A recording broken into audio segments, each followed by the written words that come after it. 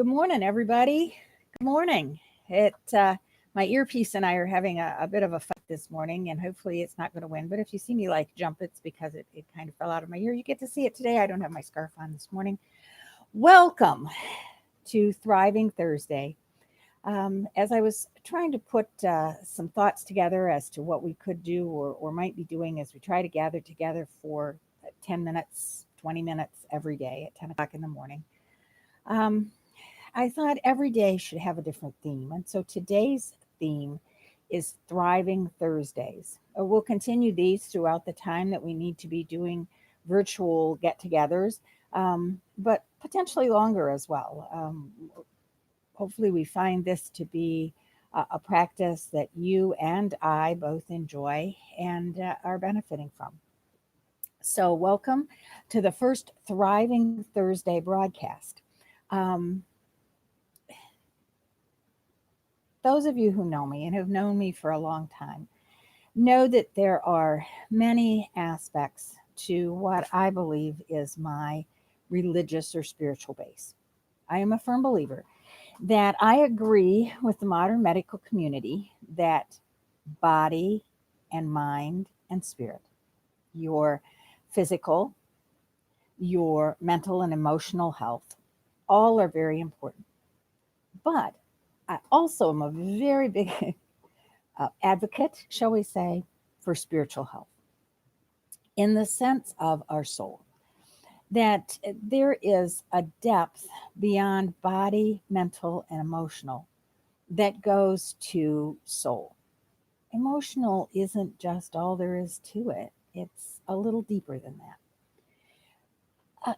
The modern era has kind of caught up to that as well, in some surprising ways.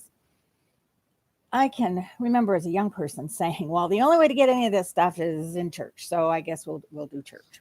But there is another way as well, and that has been found, and it is this mindfulness movement, mindfulness, mindfulness. It doesn't use a lot of the same spiritual religious terms, but advocates for some of those practices that go back for thousands of years that have always been found to be extremely important to people, that they may live healthy lives. Again, mindful that your physical health is important, that your mental health is important, that your emotional health is important, but also that your spiritual or soul health is important. So, with all of that said, we turn to this Thriving Thursday. It's going to be based in some very old religious practices and some very new and modern twists on those. The idea is that we need to be in touch, that we are integrated beings in more ways than perhaps we can say, and that we often try to forget. We all had those moments when we feel less like ourselves. And actually, sometimes in this crisis, we really are living through those moments where we feel less like ourselves and a bit disjointed and distracted. And how are we going to work our way through this? And how do we find something that holds us together? Certainly, our faith does. But that alone isn't a big enough statement. Let me explain it this way. Theology, big, huge field. Philosophy, big, huge field. Meditation, big, huge field. All three of those you can talk about and through in a lot of ways. For those of us who are United Methodist, we can start to explain theology rather quickly by saying, well, first of all, we fall under the Protestant category. And second of all, we feel that John Wesley, who worked with Moravians, has a unique understanding that we kind of like about how to explain our relationship to God through Jesus Christ. And then we have to keep talking because we've only just scratched the surface. We've put ourselves in one corner of that very large theological spectrum. So it is with meditation.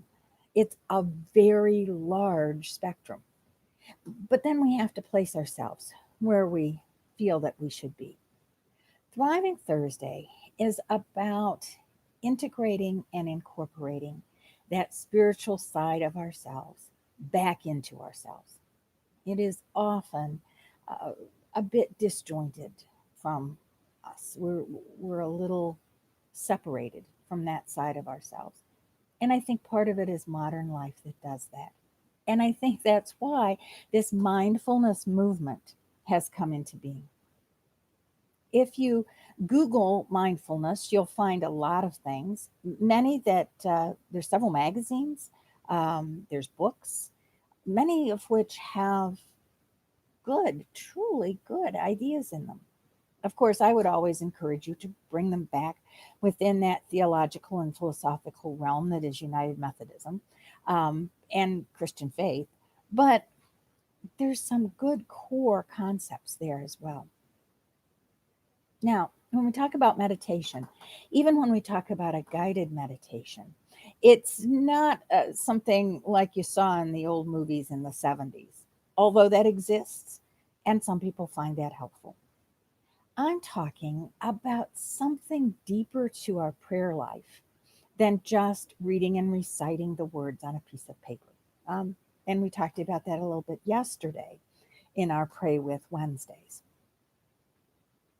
Our Pray with Wednesdays and our Thriving Thursdays won't always match up perfectly, but these first ones do a little bit. So today, we're going to talk about what it means to integrate your life, to make your life a little less fragmented right now in these difficult times, in these moments where we're faced with so many questions, issues, and spending an awful lot of time at home. Things start to get the better of us. They do. We worry. Worry is anxiety, and anxiety can often begin to get the better of us. Mindfulness is a way to help us break that cycle of thinking about it, worrying about it, getting anxious about it.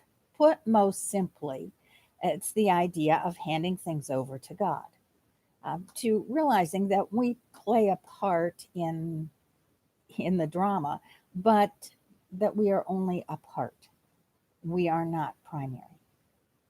And so, how do we calm ourselves in that? There's a new book, and I like it. The author's name is Tara Brach. I'm not sure if I'm saying it correctly, Brach. And it uses a technique called RAIN, which is pretty simple to remember. RAIN, RAIN. The R stands for recognize, the A stands for allow, the I stands for investigate, and the N stands for nurture. Now, once again, like theology or meditation of any kind or philosophy, you can get into a lot of argument about it. The Christian response often is something called centering prayer, where you simply sit and you are not trying to think things through. You're just trying to sit in things and calm your mind. That's another one we'll look at some point here. And some would take issue with Tara's work because of the allow, but also the investigate aspect of it. Um, Basically, I raised the 2 points simply because there are a number of ways in which we can meditate, but both fall under that term mindfulness. Sometimes we have an internal dialogue going on that we are feeling as if we're powerless, completely powerless to deal with. And in truth, we can find a way to deal with it. The first technique we try, the second, the third, the 10th may not work, but there is a process out there, other than abandoning the project completely, in which we can find a way to calm our fears and walk our way through. Thriving Thursdays is about giving ourselves permission to look at things from a different angle. It is important for us to realize that there is not just one way to look at anything. So, when someone approaches us with a different point of view, we are indeed able to say, "Okay, you're standing here. I'm standing here. The problem doesn't look quite the same." There are a lot of illustrations of that, and we'll probably, in the course of Thriving Thursdays, I'll probably share a couple of those with you. But the idea is that we need to deal with our viewpoint, our standing, our perspective, and ourselves. That is our call. Now, this is about meditation, remember. This is not about our complete Christian call, but rather about one aspect of it. This aspect of our own spirituality, our own soul path, our own soul journey. I've known people who've been pulled by someone else who have a passion for a particular mission work over into that, and then have discovered that while their friend is excellent at it, it really isn't their calling. That same uniqueness applies to our meditative paths as well. Some of us may find sitting on the deck with the sun on our face a wonderful way and space in which to take some deep breaths, clear our minds, and find our way through some of the issues that are making us anxious. And others of us may find that the sun is too hot, my nose is getting burnt, and I'm sweating, and it's not my place. And please let me go in and find a quiet, dark corner that I can turn on some music and not have to listen to the birds. Everybody's different. For today, what I want to invite us to do is to spend a few moments learning about a meditation practice that then I invite you to make your own and to make unique. And we'll be doing that every Thursday. We'll be looking again and anew at some of the different practices that are out there. Mindfulness.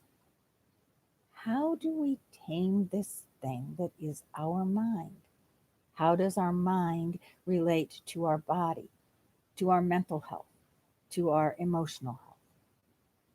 Our mind is a little different because we're each unique.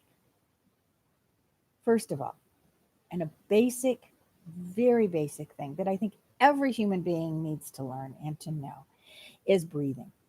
Most of us in a modern world breathe very shallowly. We do not breathe deep into our belly. We don't spend time on our breath. For any of you who are older, you remember talk about Lamaze breathing.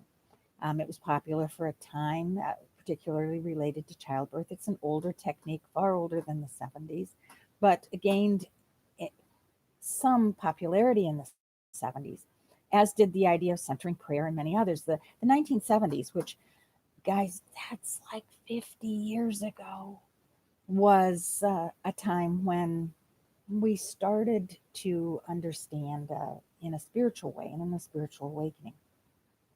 So much of what you hear me say is going to sound like I'm stepping right out of the 70s, but they are timeless truths that were true back in the 20s, back in the 1870s, um, and are true in the 2020s as well.